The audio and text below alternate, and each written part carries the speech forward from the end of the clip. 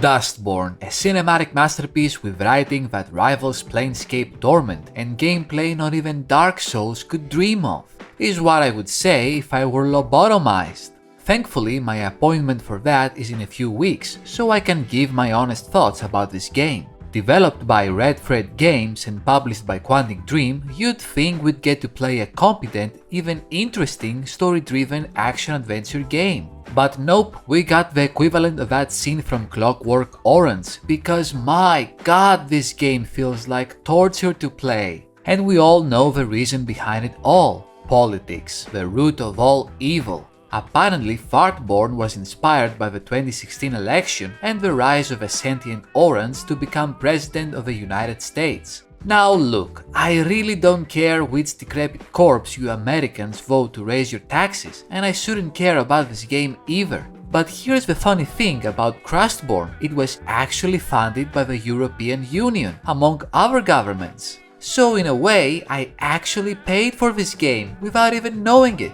And damn it, I want my money's worth out of this shitload of fuck. What the hell? 30 Mortal Kombat coins for this? Completely unrelated, but have you seen Amelie? Wonderful movie, you should definitely watch it.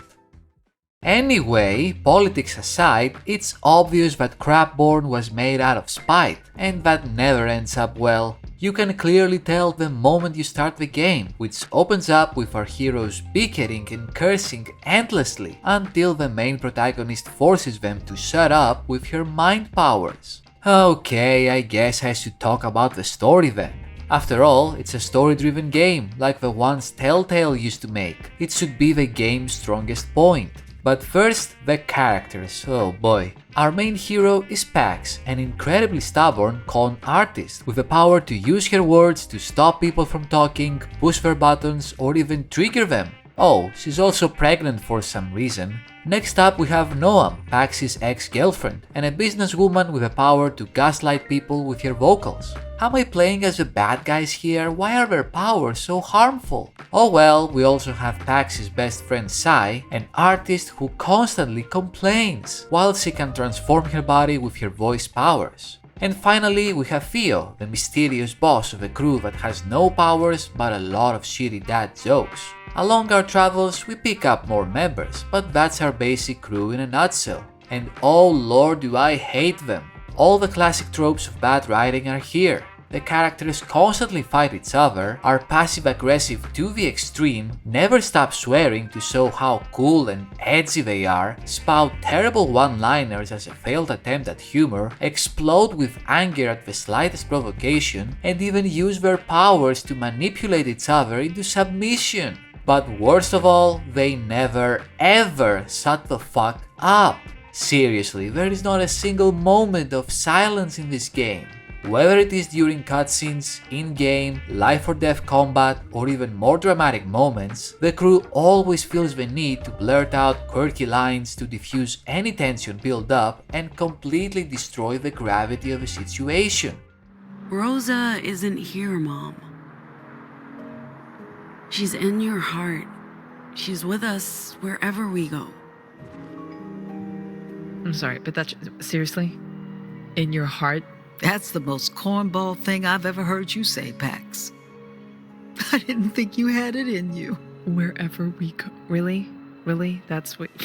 You need to shut the fuck up! I really cannot stress enough how unlikable and toxic the supposed good guys are. They're supposed to be in their 30s but act like dysfunctional teenagers. I don't mind playing as an anti-hero or even a flawed hero, but damn it, they must have some redeeming qualities to them at least. Pax is a bully, Noam is bland, Sai is incredibly whiny, and Theo, the character I actually like the most, is a giant wiener. The rest of the crew constantly berates him and angrily dismisses him for no reason, and he barely ever stands up for himself or acts as a proper leader in this whole operation. I'd rather play as the robot, honestly, fuck these characters. But even so, they're only a small part of this disaster of a game. Blunderborn's story is lazy, confusing, boring, and nonsensical. I could go on with the adjectives and be totally justified. I played the game for a while and had no idea what the fuck was going on. The game loves to throw expository dialogue and in-universe jargon at you with no further explanation, while at the same time you're bombarded with time jumps and flashbacks to shit that could easily be omitted or trimmed down because this game's pacing is bloated and feels slower than when I do chores around the house. And if you want to learn about Dustborn's lore and plot, good luck with that, because its wiki articles are emptier than my social life. From what I could extrapolate, in 2000, 30 years before the main story, there was the broadcast. Ooh, scary. The broadcast spread whispers and echoes that drove people to madness with disinformation, conspiracies, and lies. And you already know the kind of disinformation they're talking about. Vaccines are bad, don't trust the experts, the fucking pizza was a front? They really went there, didn't they? Fascinating. Anyway, some people gained superpowers from a broadcast, allowing them to control and manipulate others with their words. Such people are of course outlawed and hunted by the fanatical Puritans. Who are they? I don't know. They're bad though, they're so bad. Can't you tell by their very subtle name? Pursuing a life of freedom and hope, Pax agrees to a job of extreme importance. She must transport the MacGuffin from Pacifica to Nova Scotia, avoiding dangers such as mild-mannered bikers and justice. President John Kennedy's authoritarian government that controls everything and everyone. Wait, wasn't he a Democrat? Ironic.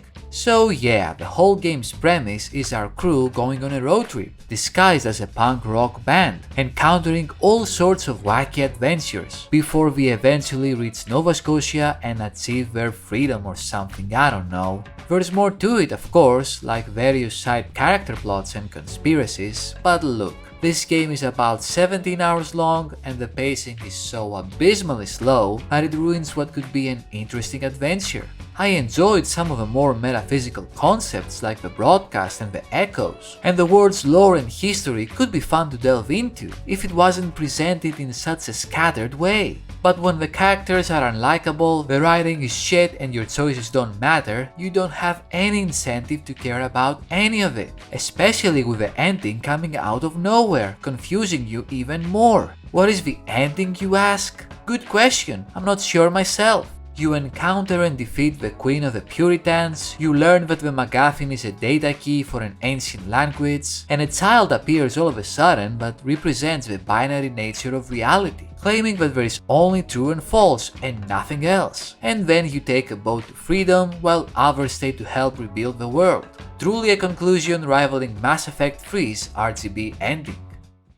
So the characters are awful and the plot makes no sense, but maybe the gameplay is Cockborn's redeeming factor? Oh, you sweet summer child, you have no idea. The game's main focus is on the story, making choices, strengthening our relationships with our teammates, and influencing the narrative in different ways. The funny thing about that is, most of our choices suck or don't matter at all. I tried so hard to be a good person, making choices that be as kind and considerate as possible. But guess what? Sometimes the characters will lash out for no reason, or our choices will go in a completely different direction than expected. Is this how it feels to talk to other people? No wonder I hate doing it. Anyway, just like I read in a Steam review, these characters don't like each other at all, so you might as well make the worst choices to piss them off. They're gonna be pissed off anyway, so might as well enjoy the shit show. But besides that, the game constantly forces us to use our mindfuck powers on people, even when we try our hardest not to.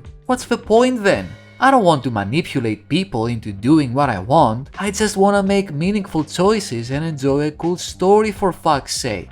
It doesn't matter anyway. Regardless of our choices, the plot will follow a specific path with few deviations. But Dustborn has a few more tricks up its sleeve, the rhythm and combat sections. The rhythm sections are just a copy of Guitar Hero with the worst UI imaginable. It feels like a cheap gameplay test made in Unity. Oh wait, and check out these hardcore punk rock songs, hell yeah man! Where the dustborn is buggies airborne, where the newborn outline is newborn, where the dustborn is buggies airborne, where the newborn outline is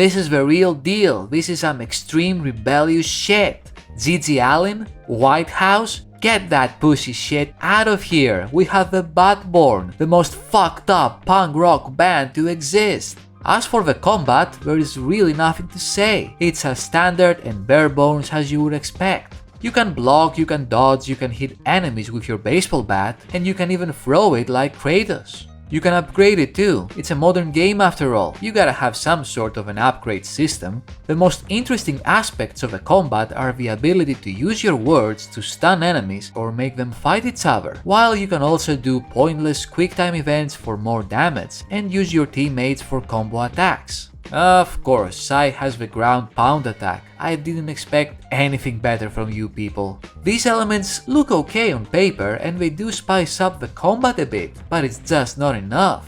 The animations and effects are weightless and basic. The enemy AI is so dysfunctional it could collect welfare, and since everyone feels the need to say something totally random and zany at all times, you just want to end it as quickly as possible, if only for the short but sweet relief of the loading screen silence. I love that the game has an option to make the combat more challenging by adding more difficult enemies. Yeah, because I wanna be challenged in this game with deep and engaging combat mechanics. Dragging out these sequences with bloated bullet sponges would make things even better for sure. And that's the majority of the gameplay in a nutshell. There are a few more gameplay sections like wandering around aimlessly looking for echoes, but they add little to the game's variety. It's just a boring walking and talking simulator all around. And combined with the game's unbelievably slow pace, finishing Dustborn is a task worthy of a veteran's discount.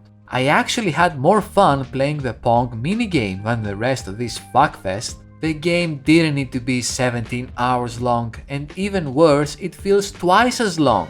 If it was shorter, maybe the gameplay loop would be a tiny bit more tolerable, but as it is right now, it's the perfect substitute for your melatonin supplements.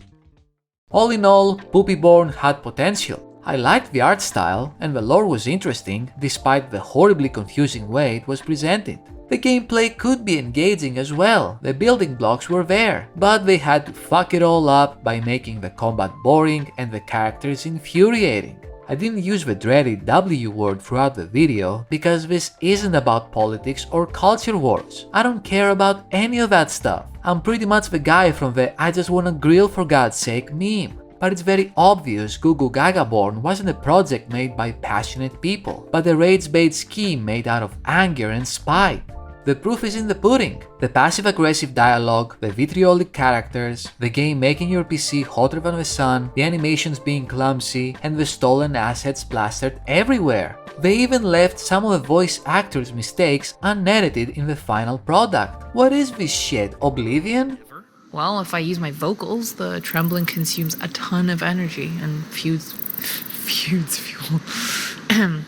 fuel. They obviously didn't care as much as they should. They just took the juicy taxpayer Minecraft emeralds and delivered the most on-the-nose political propaganda imaginable to get a reaction out of people. But thankfully, even as rage bait, it failed horribly. Don't get me wrong, I want games to succeed and dev studios to be thriving, but most of all, I want to play good games that don't feel like a humiliation ritual playing them. Don't play this game, watch a playthrough or a story recap if you're curious, along with the countless videos making fun of Floppyborn's resounding failure. Now if you'll excuse me, I have to go to the all-gender bathroom and take a massive shit. Thank you very much for watching, I hope you enjoyed it. Leave a like if you did, comment your thoughts below and subscribe for more stuff. You know how it goes. You can also support me on Patreon or become a channel member for early access to my videos and other perks. Have a great day, and until next time, take care and have fun.